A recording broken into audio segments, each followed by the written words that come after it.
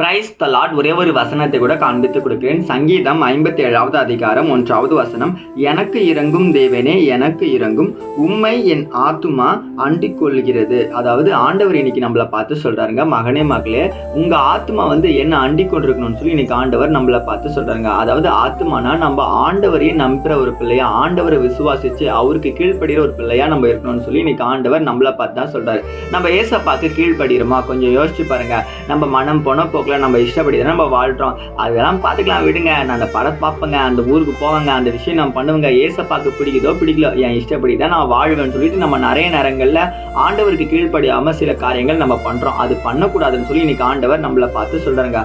ஆண்டவர் நமக்கு இறங்கணும்னா, அதாவது நமக்கு தேவையான காரியத்தை ஆண்டவர் நம்ம வாழ்க்கைக்கு செய்யணும் அப்படின்னா நம்ம ஆண்டவருக்கு பிரியமான காரியத்தை நம்ம செய்யணும். சிம்பிள் தாங்க. டெய்லியும் பைபிள் படிங்க, ப்ரேயர் பண்ணுங்க, ஆண்டவரோடு கூட நீங்க டைம் ஸ்பெண்ட் பண்ணுங்க. நீங்க உலகத்துல இருக்க ஃப்ரெண்ட்ஸுக்கு டைம் ஸ்பெண்ட் பண்றீங்க,